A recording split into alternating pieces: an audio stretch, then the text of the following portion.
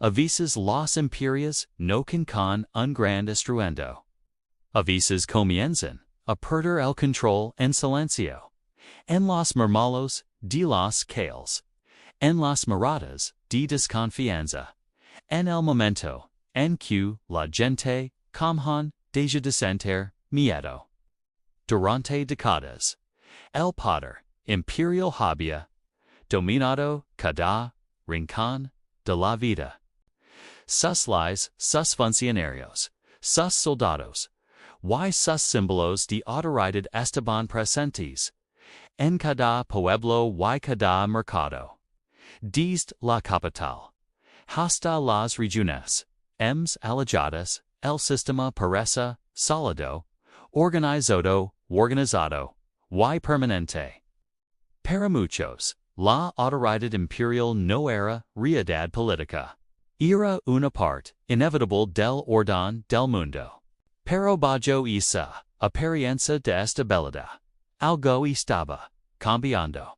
En las plazas públicas comenzaban a escucharse cujas cada vez más abiertas, comisiones discusión sobre nuevos impuestos, que parecían injustos. Campesinos hablaban en voz baja sobre abusos de funcionarios. Artesanos y trabajadores urbanos sentían que las reglas del sistema estaban hechas para beneficiar a unos pocos mientras la mayoría cargaba con el peso. Estas tensiones permanecieron ocultas. El miedo al castigo imperial era real. Las autoridades tenían la capacidad de arrestar, castigar o silenciar a cualquiera que cuestionara el orden establecido. Sin embargo, el descontento no desapareció letters. Se acumulaba lentamente, como presión dentro de una caldera. Y entonces comenzaron a aparecer las primeras señas de que algo más profundo estaba ocurriendo. Pueblos, pequeñas protestas estallaron cuando las autoridades intentaron imponer nuevas medidas. En ciertos ciudadanos, grupos de ciudadanos comenzaron a reunirse para discutir lo que antes solo se observa. Incluso dentro de las élites locales, empezaban a surgir dudas sobre la dirección que estaba tomando el poder imperial al principio. Los funcionarios imperiales no parecían preocupados. Para ellos, este tipo de disturbios no era algo nuevo. A lo largo de la historia, siempre habían existido protestas ocasionales o conflictos locales. La respuesta tradicional era simple: enviar tropas, arrestar a los líderes visibles, y restablecer el orden mediante la fuerza. Durante años, es método había funcionado. Pero esta vez, el problema era diferente. Las quejas no provenían de un solo lugar. No eran el resultado de un único incidente aislado. Estaban apareciendo en diferentes regiones al mismo tiempo, como si una misma frustración se hubiera extendido por todo el territorio. Los rumores comenzaron a viajar de pueblo en pueblo. Historias sobre abusos de poder, sobre injusticias y sobre decisiones impopulares circulaban rápidamente entre comerciantes, campesinos y trabajadores. Cada nueva historia alimentaba el resentimiento colectivo. Cada conversación reforzaba la idea de que el sistema ya no funcionaba como antes. Y lo más peligroso para el imperio miedo empezaba a desaparecer. Durante generaciones, la autoridad imperial había descansado no solo en la fuerza militar, sino también en la percepción de que desafiar al poder era imposible.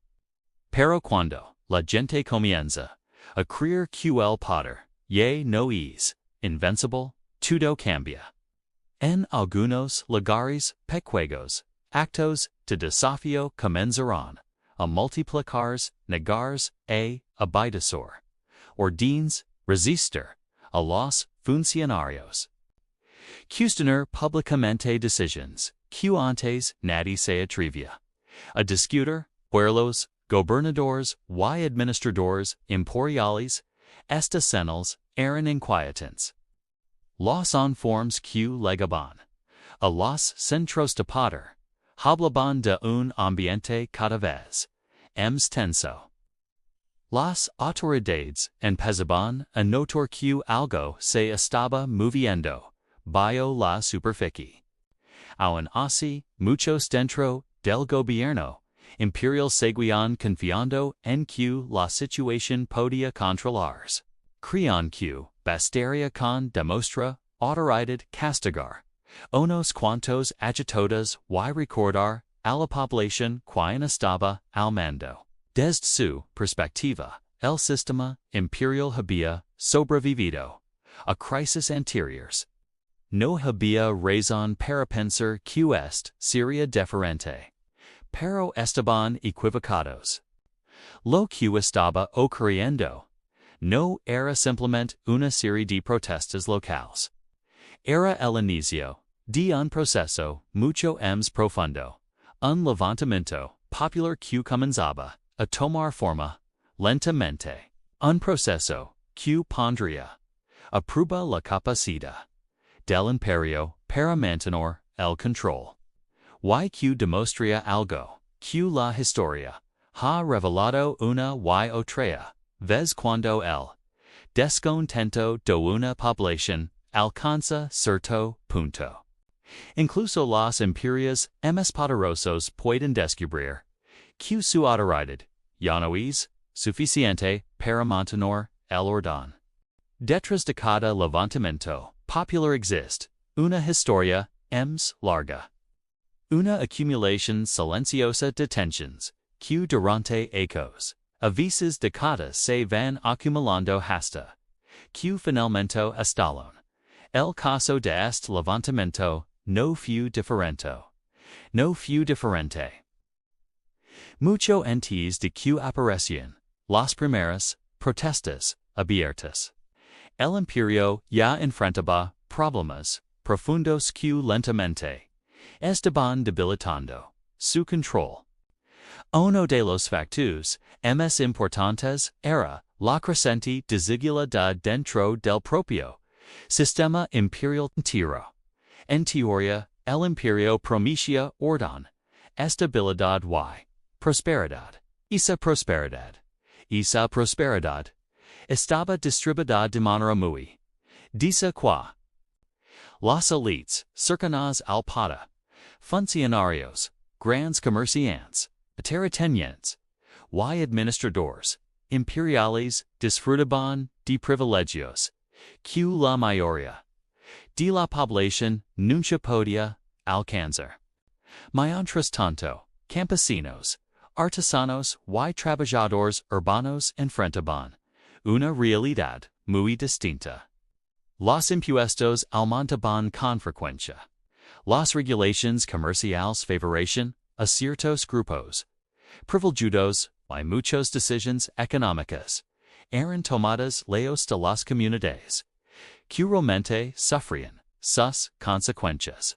Para muchos habitantes del imperio, el sistema comenzó a sentirse cada vez menos desnecesante y cada vez menos justo. Las tensiones económicas también comenzaron a crecer. En algunos casos, malas cosechas afectaron a las zonas rurales. En otros momentos, cambios en las políticas comerciales alteraron el equilibrio de los mercados locales. Los pequeños comerciantes veían como las reglas del comercio favorecían a grandes monopolios o a compañías respaldadas por el poder imperial. Cada uno de estos problemas, por solo quizá, no habría sido suficiente para provocar una rebelión. Pero juntos, creban una sensación generalizada de frustración. La gente empezaba a sentir que el sistema ya no trabajaba para ellos. A esto se sumaba otro problema importante, la distancia entre el gobierno imperial y las realidades locales, los funcionarios imperiales encargados de administrar las regiones muchas veces eran enviados de ansos de poder lejanos, llegaban con órdenes claras, pero con poco conocimiento de las condiciones socio y económicas de las comunidades que debían gobernar. En algunos casos, esta falta de comprensión generaba decisiones que agravaban las tensiones existentes. Nuevas regulaciones podían afectar a economías locales enormes. Cambios en el sistema de impuestos podían golpear con feras a sectores vulnerables. Y cuando las comunidades intentaban expresar sus preocupaciones, muchas veces encontraban una burocracia rígida que no estaba a escucha. Con el tiempo, esta desconexión comenzó a erosionar la legitimidad del poder imperial. Las autoridades seguían teniendo soldados las y estructuras administrativas. Pero cada vez más personas empezaban a cuestionar si es poder realmente representaba sus intereses. Nuevas ideas comenzaban a circular entre la población.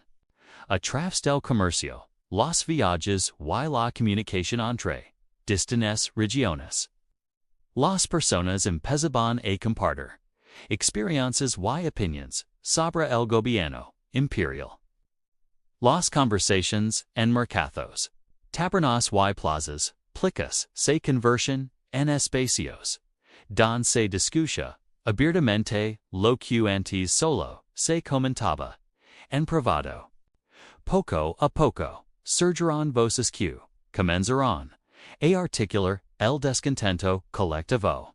Algunos eran líderes locales respetados en sus comunidades. Otros eran comerciantes influentes o figuras religiosas que tenían contacto con amplios sectores de la población. Incluso dentro de ciertos grupos de la elite local aparecieron individuos que empezaban a cuestionar las políticas imperiales. Estas figuras no necesariamente estaban planeando una rebelión abierta al principio, pero estaban ayudando a crear algo fundamental para cualquier levantamiento, una conciencia compartida de injusticia. La gente comenzaba a darse cuenta de que sus problemas no eran casos aislados, que en diferentes regiones del imperio otras comunidades enfrentaban dificultades similares y este reconocimiento era poderoso. Por cuando las personas empezaban a tender que su descontento es compartido por muchos otros, el miedo al poder puede empezar a debilitarse. Al mismo tiempo, las autoridades imperando en la estabilidad del sistema. Los informes oficiales tendían a minimizar los problemas o a describirlos como disturbios menores. Aquera muchos dentro de la administración imperial, que las tensiones sociales simplemente parte del funcionamiento normal de un territorio tan amplio y diverso. Pero bajo esa apariencia de normalidad, algo importante estaba cambiando. Las redes de comunicación entre comunidades se estaban fortaleciendo. Las conversaciones sobre injusticia y abuso se volvían cada vez más comunes. Y las figuras que criticaban el sistema comenzaban a ganar seguidores. El descontento que durante había permanecido, disperso, estaba, empezando, a conectarse. Y cuando esa conexión finalmente se consolidara cuando diferentes comunidades se dieron cuenta de que comparten el mismo problema y el mismo enemigo político. El imperio se enfrentaría a algo mucho más peligroso que simples protestas aisladas. Se enfrentaría a un verdadero levantamiento popular. El paso del descontento silencioso a la rebelión abierta casi nunca ocurre de forma espontánea. Siempre existe un momento, una decisión o un acontecimiento que actúa como chispa. En este caso, después de detenciones acumuladas, es momento finalmente lego. Las autoridades imperiales, confiadas en la fortaleza del sistema, tomarán una serie de decisiones que buscaban reafirmar su control sobre las regiones más inquietas del territorio. Desde su perspectiva, era necesario demostrar autoridad antes de que el malestar se convirtiera en una amenaza real. Pero lo que parece una medida de control terminó acelerando exactamente lo contrario. Uno de los primeros detonantes fue la imposición de nuevas políticas administrativas y económicas que afectaban directamente a comunidades que ya se sentían presionadas por impuestos, regulaciones y abusos locales. Las autoridades imperiales consideraban estas medidas necesarias para fortalecer la administración y aumentar los ingresos del imperio. Sin embargo, para muchos habitantes, estas decisiones confirmaban algo que ya sospechaban, que el poder imperial estaba cada vez más desconectado de la realidad de la población. Las protestas comenzaron a surgir con mayor frecuencia. Al principio, se trataba de reuniones públicas, cujas dirigidas a funcionarios locales o actos de resistencia simbólica. Algunos comerciantes se negaban a cumplir ciertas regulaciones. En zonas rurales, comunidades enteras comenzaron a discutir cómo enfrentar las nuevas órdenes. Las autoridades respondieron, como siempre, lo habían hecho. Se enviaron funcionarios para restablecer el orden. Se arrestó a algunos líderes locales acusados de incitar al descontento. Y se intentó dar un ejemplo claro de lo que ocurría cuando alguien desafiaba al poder imperial.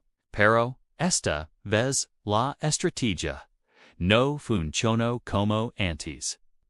Los arrestos, en lugar de intimidar a la población, comenzaron a generar indignación. Personas que antes se mantenían al margen empezaron a solidarizar con quienes habían sido castigados.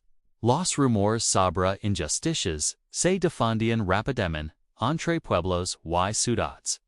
El ambiente se volvió cada vez más tenso en mercados, plazas y caminos. Las conversaciones ya no eran discretas. La gente hablaba abiertamente sobre la posibilidad de resistir.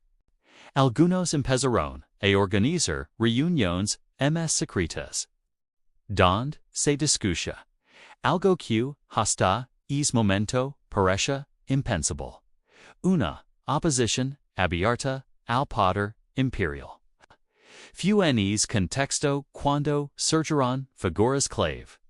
Algunos líderes locales comenzaron a coordinar acciones entre diferentes comunidades. No todos tenían la misma visión o los mismos objetivos, pero compartían una convicción creciente. El sistema imperial debía ser desafiado. Hasta sus reuniones clandestinas comenzaron a multiplicarse. mensajeros viajaban entre pueblos levando noticias, ideas y estrategias. Lo que antes eran protestas aisladas empezaba a convertirse en una red de resistencia mucho más organizada. Mientras tanto, las autoridades imperiales recibían informes cada vez más preocupantes. Los gobernadores regionales advertían que el malestar social estaba alcanzando niveles peligrosos. Pero dentro del aparato imperial existía una mezcla de incredulidad y arrogancia. Muchos altos funcionarios seguían convencidos de que cualquier intento de rebelión sería fácilmente sofocado, y esa confianza resultaría ser un grave error. El punto de inflexión llegó cuando un incidente especificó una orden particularmente impopular. Una represión violenta o una decisión administrativa percibida como intolerable provocó una reacción inmediata en varias regiones. Las comunidades que durante años habían acumulado frustración finalmente decidieron actuar. Las primeras manifestaciones masivas aparecieron de manera casi simultánea en diferentes lugares. Grupos de ciudadanos se reunieron para protestar contra las autoridades imperiales. Algunos exigían reformas. Otros pedían eliminación de ciertos impuestos o la destitución de funcionarios corruptos, pero pronto la situación escaló. Cuando las tropas imperiales intentaron dispersar a los manifestantes, los enfrentamientos se volvieron inevitables. Lo que comenzó como protestas se transformó rápidamente en confrontaciones abiertas. En algunos pueblos, las autoridades locales fueron expulsadas, que en otros lugares, edificios administrativos fueron tomados por multitudes que exigían cambios inmediatos. La noticia de estos acontecimientos se propagó con rapidez. Cada nuevo enfrentamiento alimentaba la sensación de que algo histórico estaba ocurriendo. Ciudades que hasta entonces habían permanecido observando comenzaron a tomar partido. Levantamiento ya no era un rumor ni una posibilidad distante. Se estaba convirtiendo en una realidad. Y lo más alarmante para el imperio era que la rebelión no parecía limitada a un solo lugar. Estaba extendiéndose, conectando regiones que antes actuaban de manera independiente. Por primera vez, el poder imperial enfrentaba una amenaza que no podía ignorar. Lo que había comenzado como una serie de decisiones administrativas y protestas locales estaba evolucionando hacia algo mucho más grande, un movimiento popular capaz de desafiar la autoridad del imperio en múltiples frentes al mismo tiempo. El conflicto apenas comenzaba, pero ya era evidente que el imperio estaba entrando en una de las crisis más peligrosas de su historia. El momento decisivo llegó cuando el levantamiento dejó de ser una serie de disturbios aislados y se transformó en una verdadera crisis de poder. Lo que durante meses había crecido lentamente ahora funciona coara milas funerales comentes militares habían previsto. Las primeras ciudades que cayeron en manos de los rebeldes marcaron un punto de no retorno en varios centros urbanos importantes. Multitudes organizadas comenzaron a tomar edificios administrativos, expulsar a funcionarios imperiales, y desafiar abiertamente la autoridad establecida. Lo que hacía poco parecía impensable ahora estaba ocurriendo frente a los ojos del imperio. Las banderas del pada imperial eran retiradas de plazas públicas. Los representantes del gobierno eran obligados a abandonar sus puestos. Y en su lugar, líderes locales o figuras respetadas dentro de la comunidad comenzaron a asumir el control temporal de las autoridades imperiales. La situación se volvió rápidamente alarmante. Las tropas fueron movilizadas para recuperar las ayudas perdidas y restaurar el orden. Sin embargo, el problema no era solo militar. Cada nueva intervención del ejército encontraba una resistencia más organizada y más decidida. En muchas regiones, la población civil comenzó a participar activamente en la rebelión. Campesinos, comerciantes, artesanos, y trabajadores urbanos se sumaban al movimiento. Algunos ofrecían refugio a los rebeldes. Otros proporcionaban alimentos, información o recursos. Incluso aquellos que no participaban directamente en los enfrentamientos empezaban a mostrar simpatia por la causa. Esta participación popular multiplicaba el desafío para el imperio. El ejército imperial estaba acostumbrado a enfrentar enemigos claros y definidos. Pero ahora se encontraba en medio de comunidades enteras que ya no reconocen su autoridad. Cada intento de represión tenía consecuencias impredecibles. En algunos casos, las tropas lograban recuperar temporalmente el control de ciertos ciudades frado. Apenas las fuerzas imperiales se retiraban, nuevos focos de resistencia aparecían en otras regiones. Mientras tanto, dentro del propio aparato imperial comenzaron a surgir divisiones. Algunos funcionarios creían que la una solución era una represión total y rápida, utilizando toda la fuerza militar disponible para aplastar la rebelión antes de que se extendiera en ambos. Otros, sin embargo, empezaban a reconocer que el problema era más profundo. Sabían que el levantamiento no era simplemente el resultado de agitados o conspiración, era la expresión de un malestar social mucho y más amplio. Intentar resolverlo únicamente con violencia podría empeorar la situación. Estas diferencias generan tensiones dentro del gobierno imperial.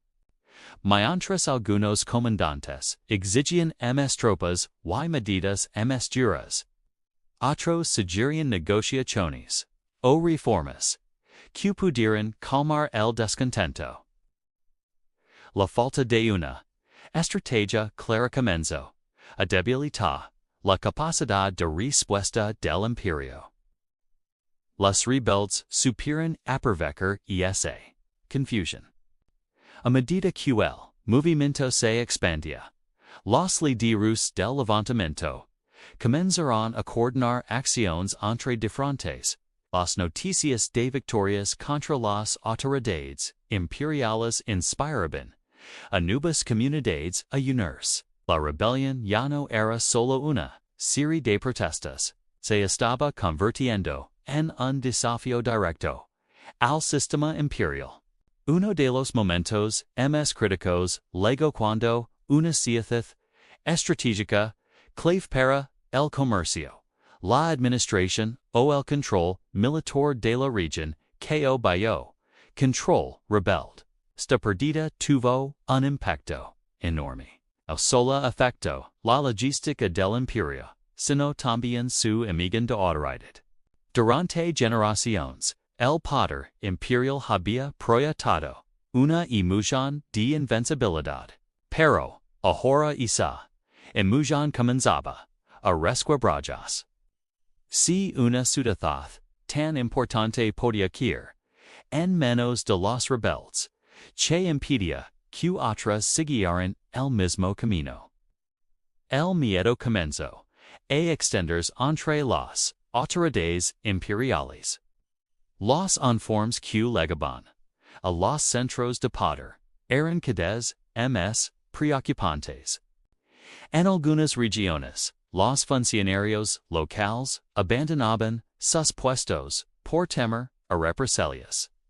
En otras, las tropas imperiales se encontraban aisladas o superadas por la magnitud de la resistencia.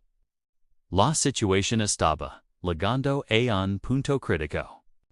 El imperio todavía poseía recursos militares y administrativos significativos, pero algo fundamental estaba cambiando. El control político sobre la población estaba desapareciendo.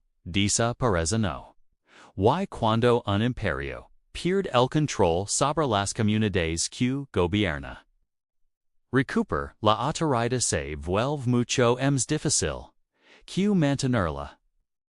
Nes momento, la lucha ya no era solo por ciudades o territorios, era una lucha por la legitimidad del poder. El levantamiento popular había logrado lo que pocos movimientos habían conseguido antes demostrar que el imperio podía ser desafiado, que en algunos lugares incluso podía ser derrotado. La crisis había alcanzado su punto máximo. Y el futuro del dominio imperial ahora dependía de lo que sucediera en los próximos enfrentamientos. Cuando la tormenta del levantamiento amaminó el mapa del imperio, ya no era el mismo. Las semanas y meses de furia habían alterado para siempre el equilibrio de poder. Incluso en las regiones donde las fuerzas imperiales lograron imponer su autoridad de nuevo, nada, absolutamente nada, volvió a ser como antes. Las consecuencias inmediatas fueron visibles en todas partes. Ciudades que antes bullion de vida, ahora mostraban las cicatrices de la batalla. Edificios gubernamentales reducidos a escombros. Archivos que contenían la memoria del imperio convertidos en cenizas y infraestructuras clave, como caminos y puentes gravemente dañados. Los mercados que eran el corazón y cenice se paralizaron. Las rutas comerciales antes seguras boe la vigilancia imperial se volvieron inciertas y peligrosas. Un territorio de nadie donde reinaba la ley de la más fuerte. Pero el golpe más devastador no fue material, sino político. Durante generaciones, el imperio se había sostenido sobre tres pilares: su poder militar, su eficiente burocracia y, sobre todo, una imagen de estabilidad. Cosa imagen ahora estaba hecha añicos, que ese costa había demostrado algo que hasta entonces parecía una fantasía. El sistema imperial, esa maquinaria colosal, podía ser desafiado desde sus cimientos. La gente común había descubierto que su voz, cuando se unía, podía hacer temblar al poder. La reacción de las autoridades imperiales fue una mezcla de mano dura y una profunda inquietud. En las zonas más conflictivas, la respuesta fue brutal y directa. Tratando de liberar las provincias, arrestando a los líderes rebeldes, levando a cabo juicios sumarios, y castigando sin piedad a cualquiera que hubiera apoyado la revuelta. El mensaje era claro, y terrible, desafiar al imperio tendría un precio muy alto. Sin embargo, la situación era mucho más compleja. Muchos funcionarios, inteligentes y perspicaces comenzaron a darse cuenta de que la represión por sola no era la solución. El levantamiento había sido demasiado extenso, había involucrado a demasiados sectores de la sociedad, como para culpar simplemente a unos pocos agitadores. No, esto era algo más profundo. Por primera vez en mucho tiempo, en los pasillos del poder imperial, se formuló una pregunta incómoda, una pregunta que nadie se había atrevido a hacer en voz alta. ¿Por qué? Por cuánta gente, desde campesinos hasta artesanos y mercaderes, había estado dispuesta a arriesgarlo todo para dis su autoridad? Como respuesta, surgieron las primeras propuestas de cambio. Unos gobernadores y administradores, los más pragmáticos, comenzaron a discutir reformas. Se habló de ajustar la burocracia para que fuera menos opresiva y más cercana a las comunidades locales. Se revisaron impuestos que asfixiaban a la población. En algunas provincias, los funcionarios más odiados y corruptos fueron destituidos.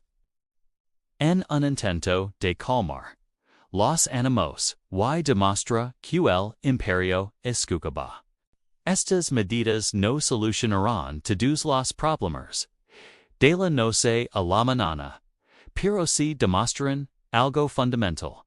El imperio ya no podía gobernar con la misma arrogancia de antes. Tenía que adaptarse, tenía que ceder, aunque fuera un poco.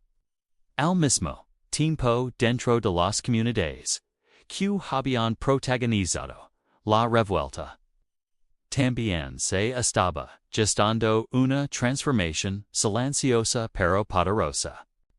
Muchas personas que antes se veían a sí mismas como simples súbditos, piezas anónimas en el gran engranaje imperial, ahora tenían una nueva percepción de su propio poder. Habían aprendido lo que significaba organizarse, trabajar juntos, enfrentarse a la autoridad y exigir sus derechos. Esa experiencia no se olvida fácilmente. Incluso en los lugares donde la rebelión fue aplastada, la memoria de aquellos de desafío seguía ardiendo. Las historias de batallas, los actos de resistencia y los momentos de violencia se transmiten en susurros. De padres a hijos, convirtiéndose en lindas, que inspirarían a las generaciones futuras. El fuego de la rebelión se había apagado en la superficie, pero sus brasas seguían tierra, mientras tanto los líderes imperiales se enfrentaban a un dilema estratégico. El levantamiento había expuesto debilidades alarmantes en su sistema de gobierno. Las redes de comunicación entre los rebeldes habían demostrado ser mucho más rápidas y eficaces de lo que la inteligencia imperial jamás imaginó. La velocidad con la que el descontento se había propagado por todo el territorio demostraba que el control del imperio no era tan absoluto como creían. Por esta razón se pusieron en marcha una serie de reformas internas. se reorganizaron algunas unidades militares para que pudieran reaccionar con mayor rapidez ante futuras crisis. Se reforzó la vigilancia en las regiones consideradas políticamente inestables, linendadas de espías y informantes. Lo más importante, se empezó a prestar mucha atención a los informes que llegaban desde las provincias, buscando cualquier señal de descontento antes de que se convirtiera en otra rebelión. El Imperio estaba intentando aprender la lección a su manera, pero aunque estas medidas podían mejorar su capacidad de reacción, no podían borrar el pasado. No podían borrar la herida que se había abierto. El levantamiento había cambiado para siempre la relación entre el poder y el pueblo. Antes el imperio se veía a sí mismo como una autoridad divina, indiscutible, capaz de imponer su voluntad, sin encontrar resistencia. Después de la rebelión, esa certeza se había evaporado. Ahora, tanto en el gobierno como entre la gente existía una nueva conciencia. El orden imperial no era eterno ni inmutable. Pod a ser cuestionado. Podía ser cambiado. Las tensiones social que habían encendido la mecha del levantamiento seguían ahí latentes. Reformas podían aliviar algunos síntomas, pero no curaban la enfermedad de raíz. En muchas regiones, la paz era frágil, sostenida por el miedo, y la desconfianza, mutuo, acaba cargado de una calma tensa, como la que precede a una nueva tormenta. A paz que seguió al levantamiento no fue una volta al pasado, fue el comienzo de una nueva era. Una era marcada por la vigilancia, por la memoria de lo que había ocurrido y por la constante negociación entre el poder y quienes se atrevieron a desafiarlo. Y aunque el imperio había logrado sobrevivir hasta crisis, la experiencia había dejado una lección fundamental grabada a fuego en la historia. El poder imperial ya no era absoluto. Había sido cuestionado, desafiado y puesto en peligro por las mismas personas que durante siglos habían vivido bajo su sombra. El gigante había sido herido, y aunque seguía en pie, ahora sabía que no era invencible. La semilla de la duda había sido plantada, y tarde o temprano volvería a florecer. Gracias por acompañarnos en este viaje a través de la historia. Si te ha gustado este análisis, no olvides dar el like, suscribir y activar la campanita para no perderte nuestros próximos videos. Hasta la próxima. ¿Alguna vez te has preguntado qué sucede cuando la gente común se levante contra un imperio? No es solo una batalla en las calles. Es un terremoto que sacude los cimientos mismos del poder, la sociedad, y hasta la forma en que recordamos nuestra propia historia. Hoy vamos a explorar el profundo impacto de un levantamiento popular en un gran imperio. Imaginen un imperio vasto, poderoso, aparentemente invencible.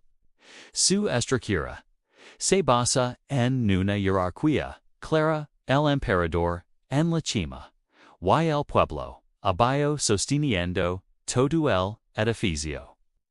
Pero, ¿qué pasa cuando esa base comienza a temblar? Un levantamiento, popular, no es solo, un acto de rebeldía. Es una declaración fundamental. El poder que crean, tener, ya, no es, sayo. De repente, el monopolio de la fuerza se rompe. El control absoluto se desvanece y es reemplazado por la incertidumbre. El emperador, que antes era una figura, se revela como un simple mortal vulnerable al poder colectivo de su gente. Esta es la primera y brutal transformación. El poder cambia de manos. O el manos, su naturaleza se redefine por completo. Ya no emana desde arriba, sino que surge desde abajo. Pero el cambio no se detiene en los palacios. Se extiende por toda la sociedad, reconfigurando las relaciones sociales. Durante la revuelta, las viejas barreras se derrumban. Comerciantes, campesinos, artesanos, soldados, descontentos. Todos se unen con un propósito común. Se forjan nuevas alianzas. Y la identidad colectiva ya no se define por la clase o la profusión, sino por la causa compartida. Somos el pueblo. Se convierte en el grito de guerra. Esta unidad puede ser temporal, pero deja una marca imborrable. La gente descubre su propia fuerza, su capacidad para organizar y actuar. Se dan cuenta de que no están solos en su descontento. Esta conciencia es una semilla que, una vez plantada, es muy difícil de arrancar, incluso si el imperio logra sofocar la rebelión. La dinámica social ha cambiado para siempre. Y aquí viene lo más fascinante. La batalla por la memoria. Una vez que el polvo se agita, comienza una nueva lucha, una lucha por la narrativa. ¿Cómo se recuerda este evento?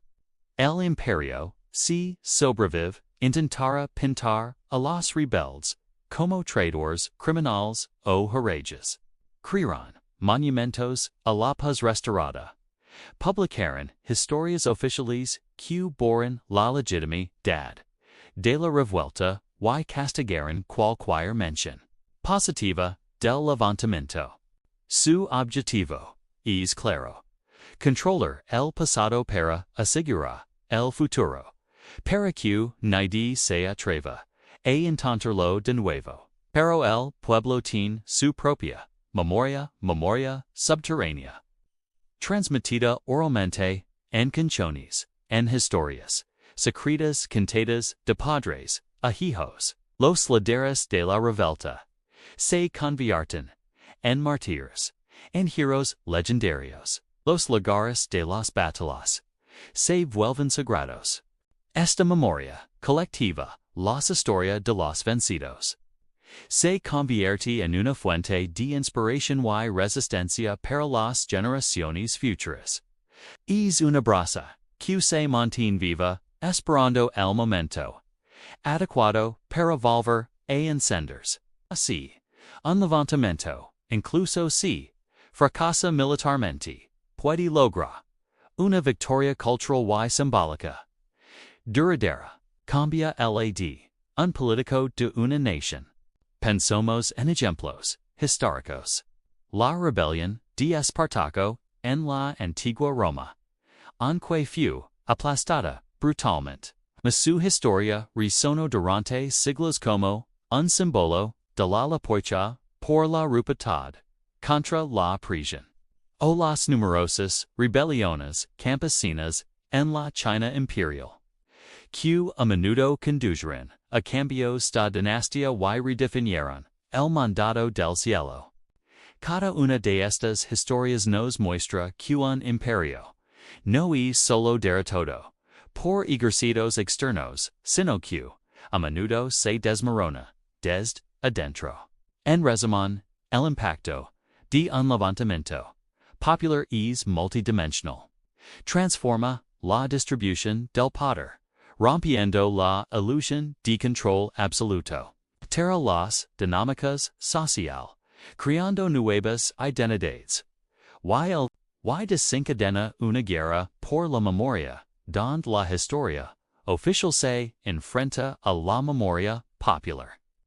Un levantamiento nos recuerda una verdad eterna, el poder real no reside en las coronas o los tronos, sino en la voluntad colectiva de la gente. Es una lección que todos los imperios, pasados y presentes, ignoran bajo su propio riesgo. Gracias por acompañarnos en este viaje a través de la historia y el poder. Si te ha gustado este análisis, no olvides darle like, suscribir y activar la campanita para no perderte nuestros próximos videos. Hasta la próxima.